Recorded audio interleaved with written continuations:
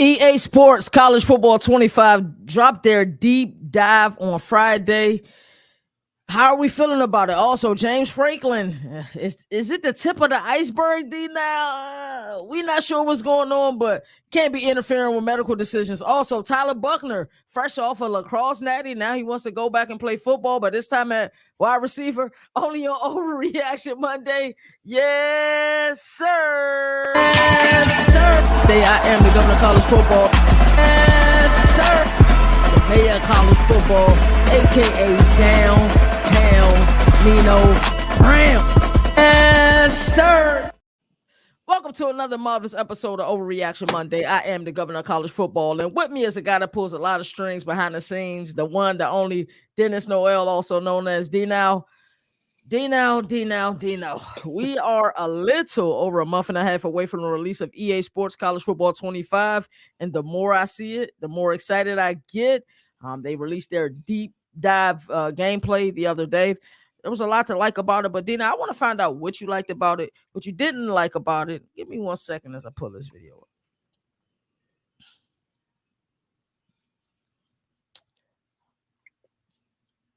All right, Dina, talk to me. Yeah, so obviously the first thing I liked is that it settled all our fears if it was a Madden reskin or an NC-14 reskin. It's definitely not either of those. So super excited about that. And if you watch the video, just the movement of the players seem more realistic, like this Neil hurdle that right there. More realistic than you're going to get in Madden or the previous version of college football. I like the little nuances that they're bringing right here, wear and tear. I know Madden had tried with progressive fatigue, but that was always broken. So 99% of the time, you just turn that off whenever you were playing franchise mode or whatever.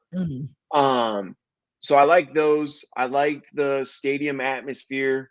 It's not something you really get in Madden anymore.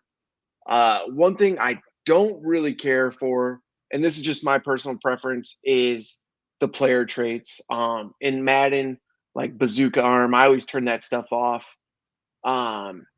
So I mean, it didn't really catch my eye at all. But again, that's my personal preference. And I know we were talking in the green room, just little things like Jackson Arnold being black in the game was something that caught a lot of people's eyes. So just little things, hopefully they can fix like that. But overall, I'm extremely excited. I just pre-ordered it so I could get it 3 days early. So I can't wait. Same. I think the day they released the deluxe edition, like where you were able to purchase it, I purchased it that day. I actually like the abilities. The reason I like the abilities is because they don't have those X Factor abilities, like you were saying, with the bazooka arm when they're lit up. That's kind of arcadey to me. So I definitely see what you're saying there. For me, it was really a lot to like. It was really a lot to like about this. And really from a number of standpoints, like you said, everybody was screaming, "Oh, Madden reskin, Madden reskin, Madden reskin." It most definitely isn't a Madden reskin. The score bug, oh my god, the score bug is so beautiful. That was one of the things I was worried about, because typically you'll have like the Fox scoreboard score bug or the ESPN score bug. I think the score bug looks really good. And then I'm not sure if you've seen the document that every time they do a reveal, they have like a document that attached with it. And it was like a lot, it was like a plethora of pages. It was a lot of pages, really of great information about like the online dynasties. You can play up to 30 seasons with 32 players. So CFB Nation is definitely going to have probably at least 2 or 3 of them. That's one thing that now that you bring it up, it's only capped at 30. Where I did like the older versions. It was twice as long. I think I got to like year 42 in one of mine at one point. Yeah, bro, it was stupid. That's incredible. So, and I want to point out our guy Boomer, who said if we hit 15K, he'll buy some of the game. So shout out to Boomer. I like that. I don't know if you all heard that in the chat. We're currently at 12K, just hit 12K. If we hit 15K before the release of the game, we will buy somebody a copy. And if Boomer's going to buy a copy, I'm going to buy a copy too. So 2 copies, we hit 15K. to two lucky people. Make sure you guys are subscribed to here. Make sure you guys are commenting on these videos. Also, make sure you subscribe to us on Twitter at the CFB Nation. A lot of cool stuff. So the game overall, I'm happy with it. I can't wait to see the Dynasty deep dive. I'm believing that's next. It's either that or the Road to Glory, because I want to see. I want recruiting to be chaotic. I want it to be absolute, because that's what it is in real life. Like, are they going to have early signing day on there in the early signing season? Are we going to see some flips of recruits you look like you had, and all of a sudden they flip and go somewhere else? Are you going to have to make those difficult decisions whether you want to continue to go after this 5-star recruit, or this quarterback looks unhappy and he might enter the transfer portal?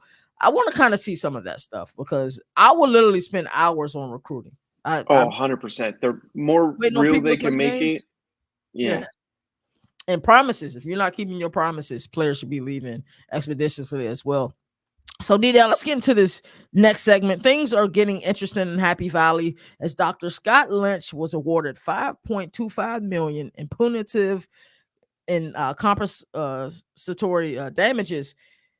You heard me, $5.2 million in damages. We've seen over the years that college football injury reports are somewhat a joke, and coaches' expectations are through the roof. So I have a two-part question for you, D. Now, is this close to the end of James Franklin being the head coach of the Nittany Lions? And also, is this just the tip of the iceberg with coaches meddling with injury reports and player safety?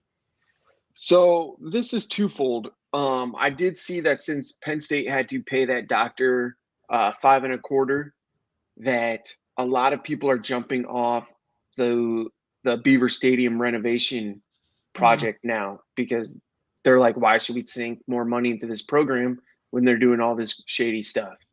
And with that being said, boosters kind of run football programs, and if they're upset with the coaching, the staff, your days are numbered. And I know me, you, Nino, Boomer, we've all talked that James Franklin is about to get Mel Tuckered, and I'm still on that train. I think his days are numbered. If they won't flat out say this is why he's going to get fired, it's going to be the first hiccup in the season, and it's, oh, James Franklin is fired. And like I said, they may not say this is why, but we're all going to know this is why he actually got fired. Because anytime you start messing with medical issues in today's day and age, there's going to be flags. And especially with the reports of players being removed from the team, losing scholarship, losing their mental health doctors and all that stuff because of it. I mean, that's just opening a can of worms that can't be closed. And the second part, I think it absolutely is just the tip. I mean, it only takes one story like this for people to say, yep, 5 years ago, I'm going to throw out a name like Dabo did something like this, just for example. And if one person's willing to say it, then more and more people are going to be like, yep, it happened to me too. So I wouldn't be surprised if something happens with Franklin, if more than one case come about it as well at other universities. Yeah, we seen kind of a debacle with Utah and Coach Winningham last year, where Brant Keithy was supposed to not be missing all of these games in some way, shape, or form. He didn't play daggone near the entire season, so I don't like the meddling with injury reports. It happens in the NFL as well. Bill Belichick, Tom Brady used to be on the injury report every week year for like a decade. Questionable. Yeah, like for some sort of weird injury. But this is scary. So, and when you think about Penn State, like, yes, it's been years between the Joe Pa and the Sandusky thing, but this is scary territory, especially for a university who has been through this type of thing before. So meddling with player safety and then almost trying to blackmail the doctor as far as getting rid of him and all of that. I don't like that type of thing. So like 2 major scandals in less than 20 years. Like, yeah. I don't want to say the D word, but I mean, there's a pattern. Yeah, there's certainly a pattern. And the brass at the university is going to have some tough decisions to make. Now, granted, winning heals all. if he's able to go out this season and get a college football playoff berth, or he's able to somehow, I don't think it'll happen. I think somehow, he'll get a berth. He should get a berth, at least as an at-large bid. I doubt he get the automatic bid as winner of the Big Ten. They're good. On paper, they have a team that's good enough. Winning certainly heals all. So, Boomer is hilarious, man. But let's get into this Tyler Buckner situation. He had an interesting year transferring from Notre Dame to Alabama, hopes of winning a starting job in Tuscaloosa. Then transferring back to Notre Dame to play lacrosse, win a national championship, and then say, what's the heck? Let's walk on as a wide receiver. In some cases, now quarterbacks translate pretty well to wide receiver. In the case of Julian Edelman, and more recently in Luke McCaffrey. Now, do you believe he will be able to make the switch and get ample playing time? I think the switch will be made easier because of fellow Notre Dame wide receiver and lacrosse player Jordan Faison there. They have that bond through lacrosse, kind of as like a coach for him, learning how to like run all the stuff as a wide receiver. I mean, Buckner is an athletic kid who showed signs of being able to scramble out of the pocket, run downfield when he was with Notre Dame the first time. The only question that really comes to my mind is, did he try this too late? Because I mean, yes, he tried to do Alabama. That didn't work. But at that point, why not try to make the switch there? And I mean, I don't think he's as naturally gifted as a Julian was or Luke is. And to answer the second question, I guess I see it more as a Terrell Pryor kind of transition than a Edelman or McCaffrey, where Pryor, it took 2 years at least before he saw playing time with the Browns. And I think that would be the same case with Buckner, which is why I'm asking, did he wait too long? Because he's going to be a redshirt junior. And with Notre Dame's recruiting classes this year and next year, I really don't see him beating out a natural wide receiver than him switching positions halfway through the career. So I don't see him actually making any sort of impact at the wide receiver position. I would have to agree that it's definitely going to be a difficult move to make, but it's one that, from an intellectual perspective, he thinks like a quarterback. Maybe he'll be able to figure out how to get open in their scheme, but he's gonna have to put a lot of work in, because I'm sure coming in he's probably somewhere on the depth chart around 16. And I mean, he's making the switch in June. Like, why not be like, hey, I'm coming back right away after lacrosse. I'm gonna start working on this right now. So while playing, like, it's just too late in the summer, and it's just started and it's already too late.